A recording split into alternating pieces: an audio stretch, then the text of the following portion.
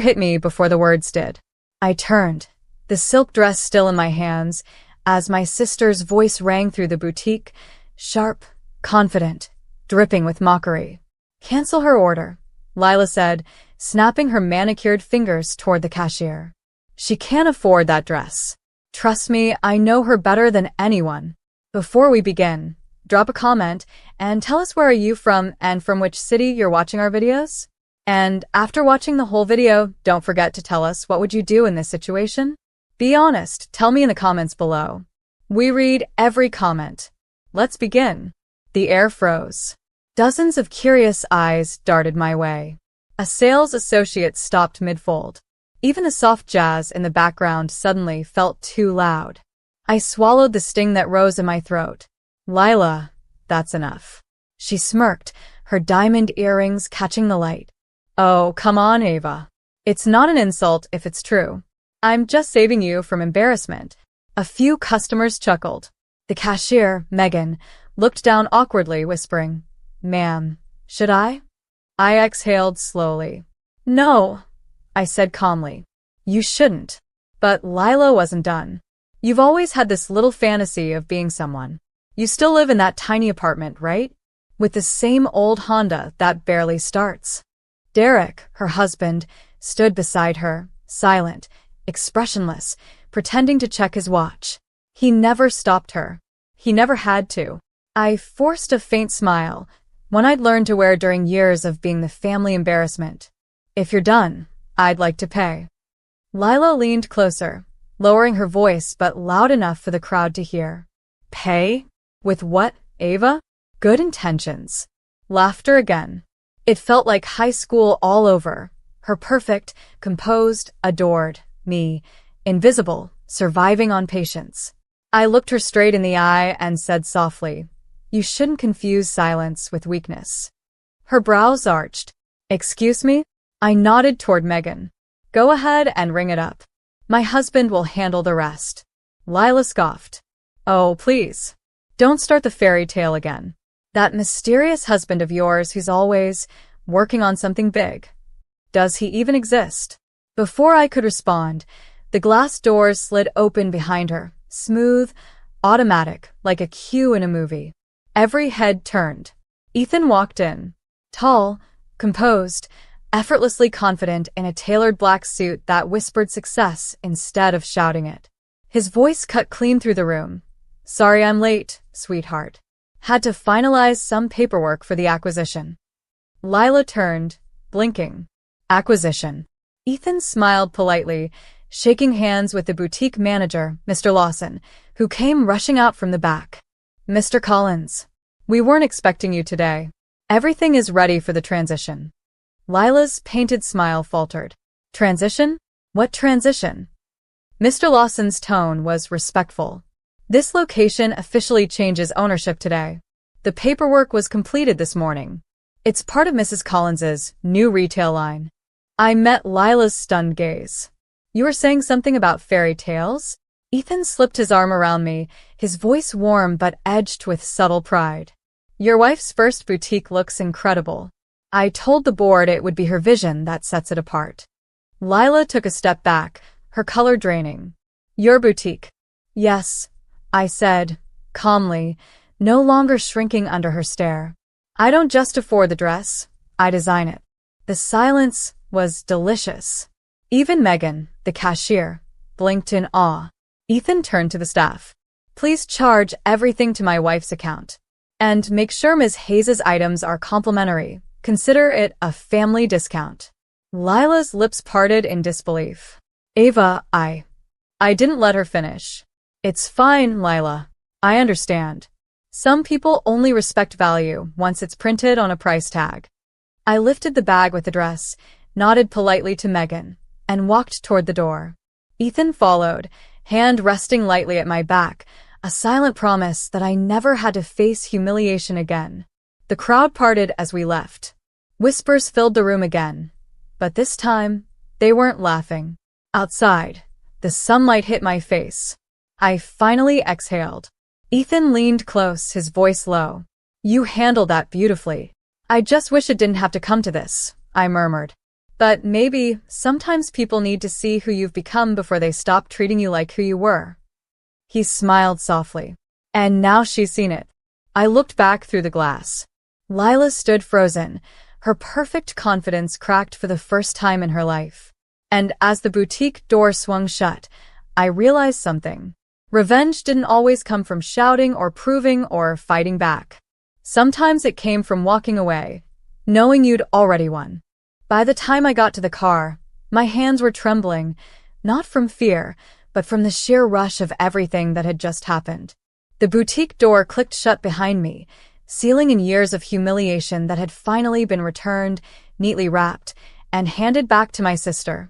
Ethan unlocked the car, his usual calm still in place. "You okay?" he asked, watching me closely. I nodded, though my voice wavered. I didn't expect to feel this heavy. It's not happiness, exactly. It's like relief mixed with exhaustion. He started the car, the low hum filling the silence. That's what it feels like when you finally stop proving yourself to people who were never rooting for you. I stared out the window, the boutique fading behind us. The gold letters, Ava and Company, shone like a quiet rebellion against every insult, every time someone told me I'd never be enough. But that victory came with echoes. I could still hear Lila's laughter in my head. The tone she used when she'd say, "Ava, you're too sensitive," or "You just don't have what it takes." The truth was, my sister hadn't always been cruel. We used to share the same room growing up, whispering secrets under the same blanket when storms scared us. But somewhere between my struggle and her success, something in her changed. Maybe jealousy, maybe pride. Ethan reached over and squeezed my hand. "You don't owe her understanding. She made you her punchline for years." I smiled faintly. Still, she's my sister. I don't want revenge to turn me into her. He looked at me with that patient, steady gaze that made me feel seen. "It's not revenge, Ava. It's justice. You just reminded her who you've become." I let his words sink in, and for the first time, I didn't shrink at my reflection. I saw a woman who'd worked for everything she had. The long nights sketching designs on the kitchen table, the failed prototypes, the fear of rejection, the bank rejections, the small wins that never got noticed.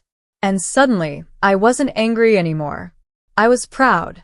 The next morning, a headline appeared on a local fashion blog. Ava Collins unveils boutique under Collins Group. A new powerhouse brand is born. By noon, social media was buzzing. And by evening, Lila showed up at my office. She walked in without knocking, her usual confidence replaced by uncertainty. "Ava," she said quietly, clutching her purse, "we need to talk." I closed my laptop. "Go ahead." She hesitated, eyes darting toward the window. "I didn't know. About the store. About everything." "You didn't care to know," I replied evenly. "You were too busy laughing." Her shoulders slumped. "You're right. I was jealous, okay? You always had this piece about you. Even when things went wrong, you didn't let it break you. And I hated that." The honesty caught me off guard. She looked up, voice trembling. "I lost myself trying to look perfect. I pushed you down to feel taller. And now, seeing you like this, it hurts because I realize I became everything Mom warned us not to." For a long moment, neither of us spoke. The air between us was thick, but different this time, not with rivalry but regret. I finally said, "I didn't build this to prove you wrong, Lila. I built it to prove to myself I could." Tears welled in her eyes. "I know. And I'm sorry." I could have held onto the satisfaction of watching her break. But forgiveness, real, earned forgiveness, felt stronger. I walked around the desk, pulled her into a light embrace, and whispered, "Let's just not go back there again." When she left, Ethan stepped in, leaning against the doorframe. That looked different. I smiled, letting out a breath I didn't realize I'd been holding. Maybe because it wasn't revenge anymore. It was closure. He grinned. "Closure looks good on you." And as I looked out the window at the city below, sunlight spilling through glass, I realized, sometimes, winning isn't about making others fall. It's about standing tall without needing anyone to watch. 2 weeks passed. The boutique had become busier than ever. Every rack gleamed with new arrivals, and every customer who walked through those doors felt like another quiet victory. But no matter how many congratulations I received, a single thought kept circling in my mind: Lila's apology.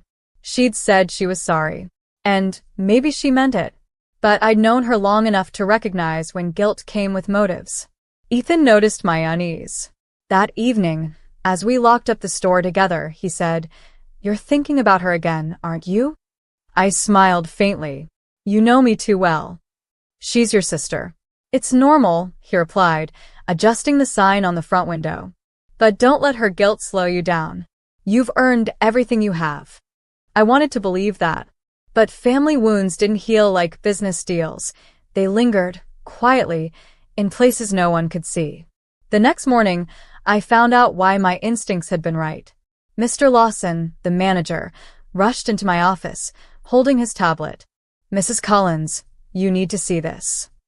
On the screen was a trending post: Lila, smiling beside a journalist, standing in front of my boutique.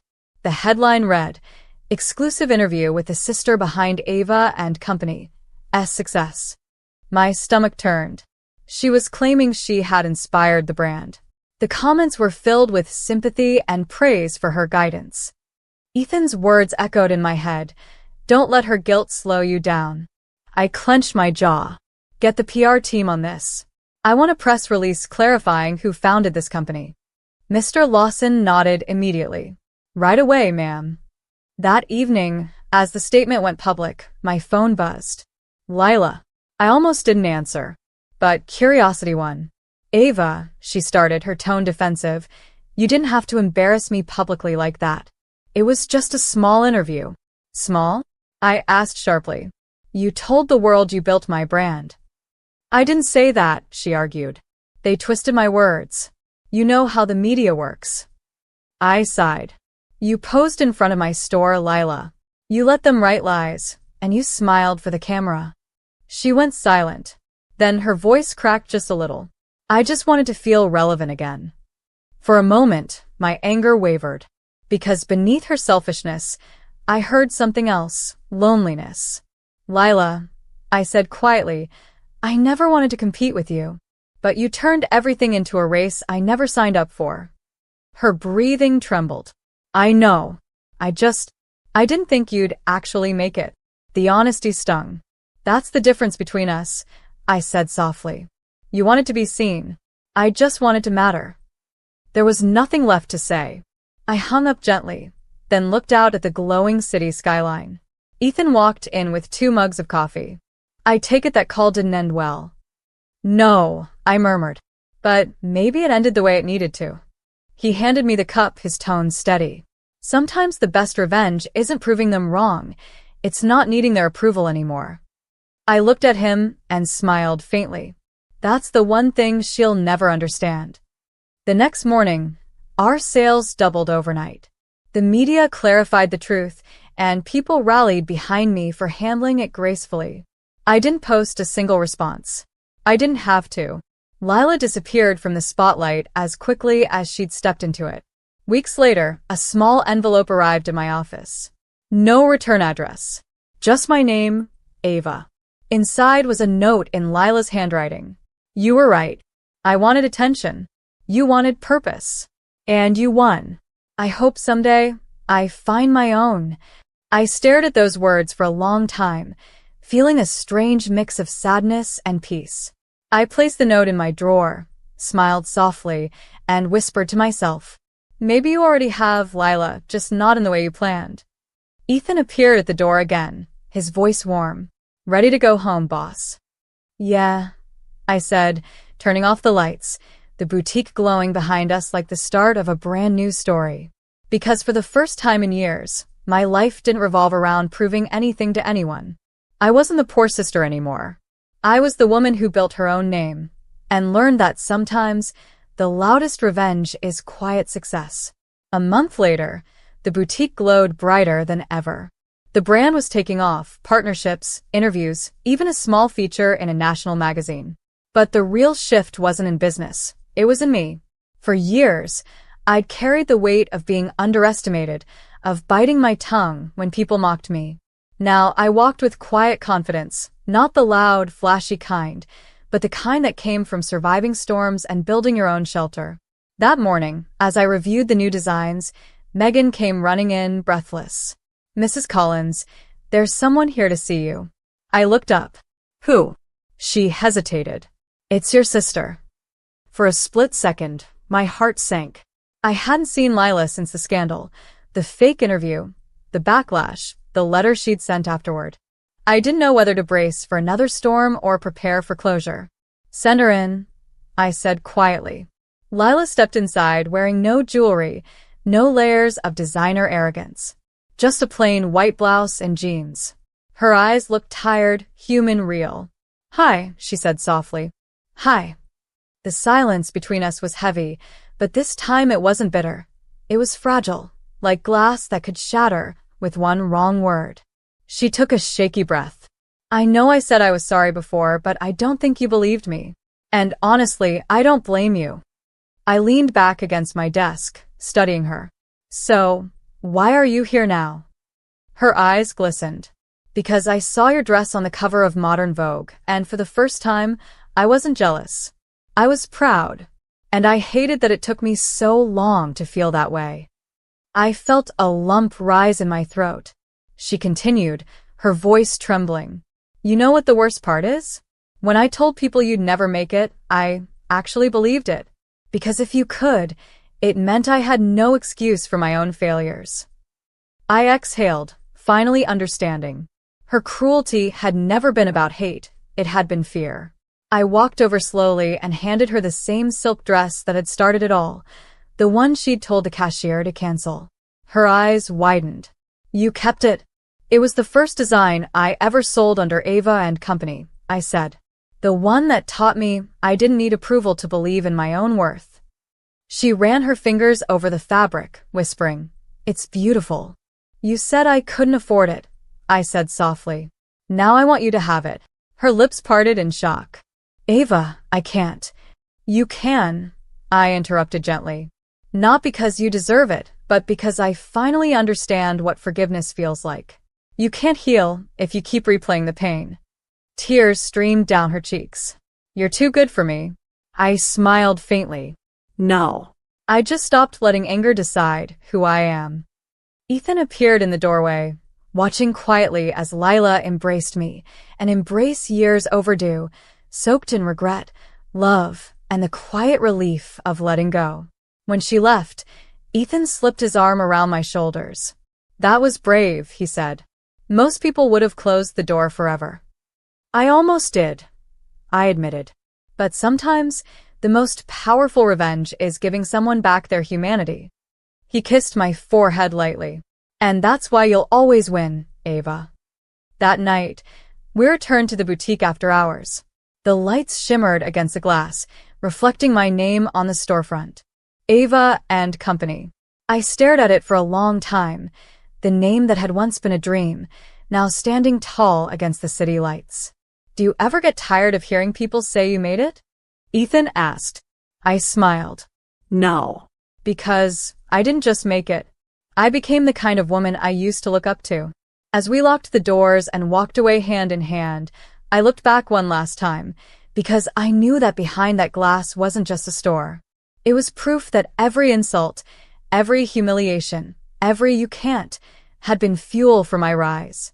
And somewhere deep down, I hoped Lila found her rise too. Because in the end, the real story wasn't about the dress or the boutique.